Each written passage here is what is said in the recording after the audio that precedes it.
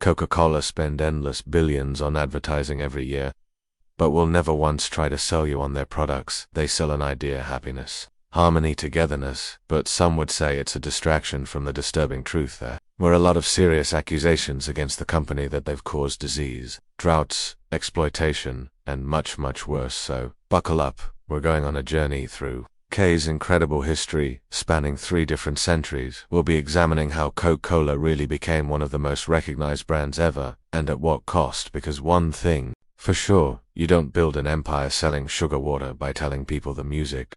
Chapter 1. How Coca-Cola really began. Truth King's Eyes. Coca-Cola gives you that refreshing new feeling. There's nothing like ice cold Coca-Cola. Back in the 1880s, there was a bit of a backlash against doctors, and people started using home remedies instead, and a bunch of deceitful entrepreneurs pounced on this opportunity and started creating potions in Alexis that they claimed had a wide variety of medical benefits. The truth was that they were mostly dangerous, ineffective concoctions of various different chemicals, but with no regulation they could claim whatever health benefits they wanted. So, business was booming. One popular patent medicine was called Vangmarani, which contained a mix of wine and cocaine that supposedly cured almost any ailment or sickness whatsoever, as long as you drank 3 glasses every day. And one person who absolutely loved this drink was a man named John Ton, a war veteran, who had been severely injured in battle. The doctors had actually thought he was going to die and dosed him up on morphine to try and mash the pain for his final few hours.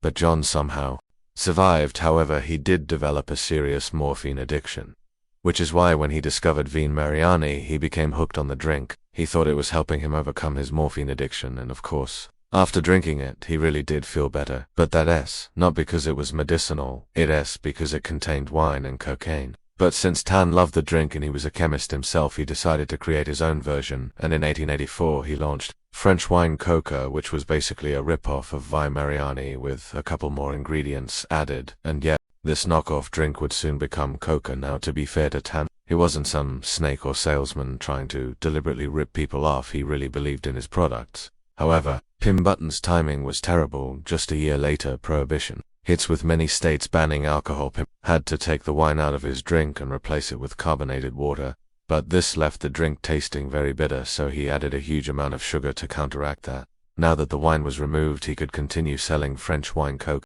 but they needed a new name. Luckily, Pemberton's bookkeeper Frank Robinson came up with a catchy-sounding suggestion: Coca-Cola. Now, the company would later claim that the name doesn't mean anything, and it's just a nice-sounding alliteration. Of course, this is untrue. The name was a reference to the drink's 2 main ingredients, the collard nut, which contained caffeine, and the coca leaf, which contained cocaine. To this day, Coca-Cola deny their formula has ever contained cocaine, despite the fact it's extremely well documented it contained the coca leaf, which contains cocaine. Eventually, by 1929, they would find a way to remove all the active cocaine from the coca leaves.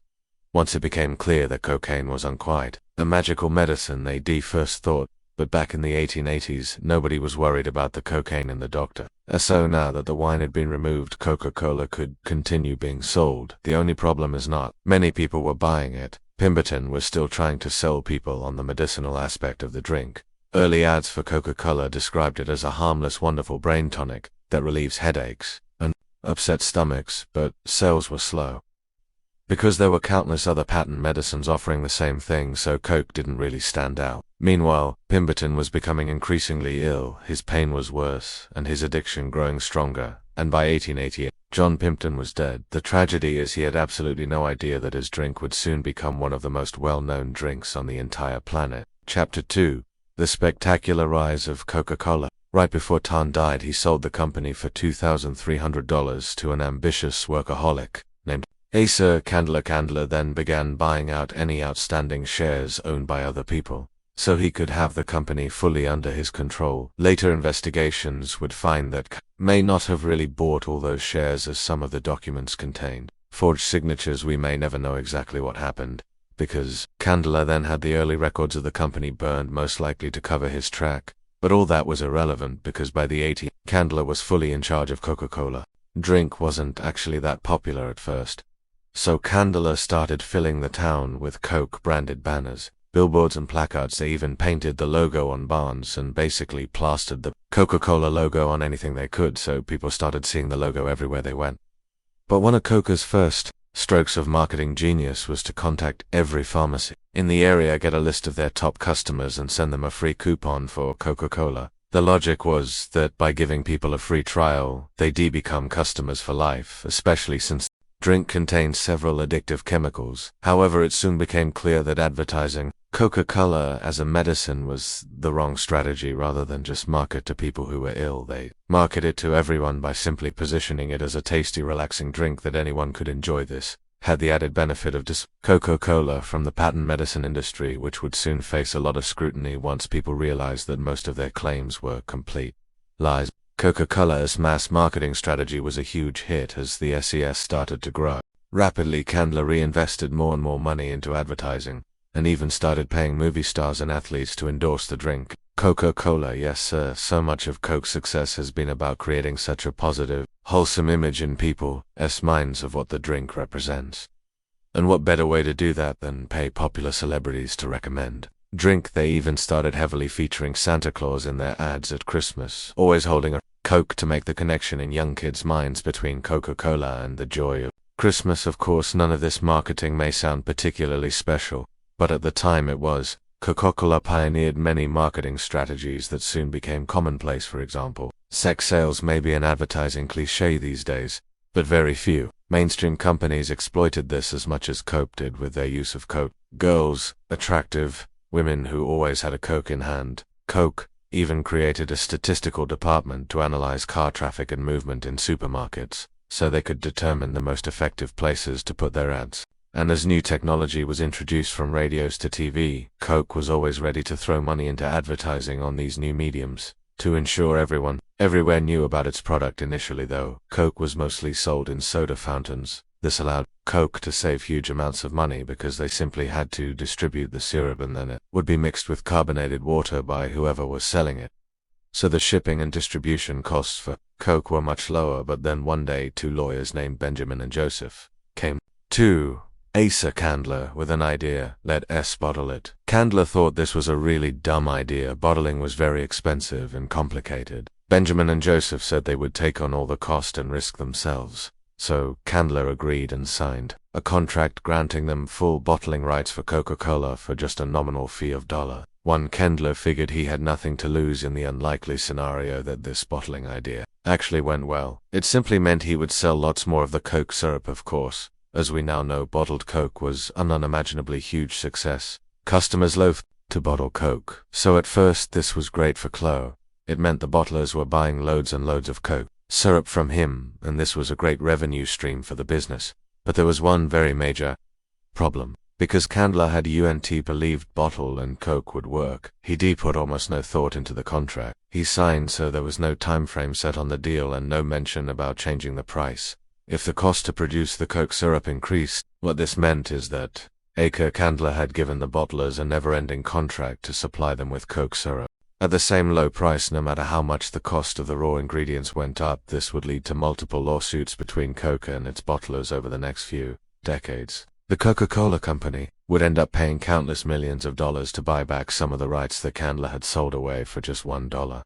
But back in the early 1900s, this was not a worry for Candler because sales of Coca-Cola were higher than ever and growing every year. Of course, this was really because of the product. There were countless very similar drinks out there. I remember Coca-Cola was a knockoff of another drink anyway. The reason for the rapid growth was marketing. Every single year, Coca-Cola spent more and more money on advertising, and every single year sales of Coca-Cola grew. However, arguably Coca-Cola's biggest successes of all would come from a pretty surprising. Chapter 3. The lucrative business of war sauce. Once the Second World War broke out, it was announced sugar would be rationed. Coca-Cola made the absurd claim that they should be exempt from the sugar rationing because Coke was an essential wartime product. Even more absurdly, the government agreed. This was largely because Coca-Cola spent huge amounts of money on lobbying the government. Cooch funded countless studies to try and convince the government of Coca's benefits, and they claimed that Coke would keep up morale and provide an energy boost for soldiers.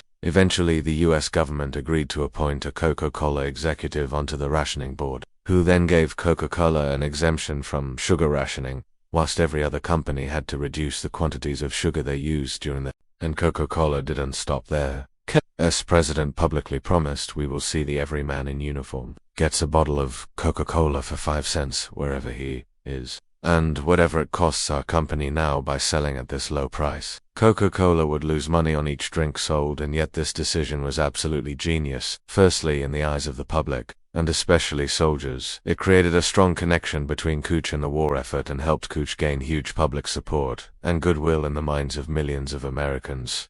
Coke and patriotism became connected. Coke seized upon this opportunity to run new wartime ads, showing soldiers holding Coke bottles, but not just that. Behind the scenes, Coke had made a deal with the government about getting money to help them set up Coca-Cola bottling plants overseas. They claimed it would spread American influence and boost soldier morale. But what it really meant is the tax payout was helping to fund KS's international expansion during the war. 64 Coke bottling plants were set up around the world on different continents, mostly funded by the government. In fact, the technicians who installed Coca-Cola plants during the war were deemed just as vital as the people who were fixing tanks and planes. And because Coke was now accessible to soldiers wherever they were in the world, they started sharing the drink with the locals, helping Coke's expansion into even more new countries. The soldiers were so thankful for Coke sending them a taste at home during the hell of war that they became the drink's biggest advocates. The US military basically became a Coke sales force, introducing new people to Coke wherever they went. So, whilst the war had a devastating impact on most companies and people, Coca-Cola were expanding faster than ever, all over the globe as of today. There are only 2 countries in the world that do sell Coke: Cuba and North Korea, and the deals Coke made during the war were largely responsible for Coke's rapid global expansion across the planet. Now there's just one tiny little problem with this heartwarming idea of Coca-Cola as a patriotic company looking out for American soldiers, which is that during the war the Coca-Cola company was supplying Nazi Germany with Coca as well.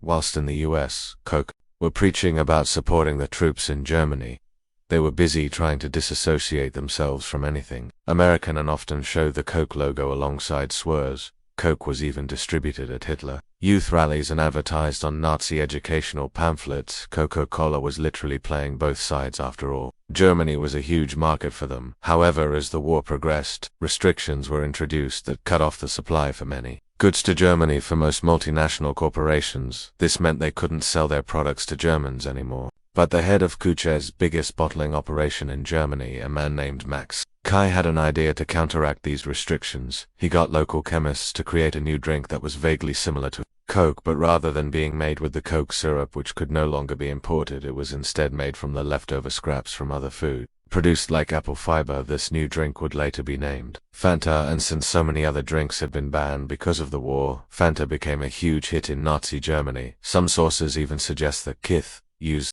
forced labor from concentration camps to help produce it. What we know for sure is that at the end of the war, the profits of this new Fanta drink all went back to the Coke headquarters, and Max was given a promotion in the Coca-Cola company.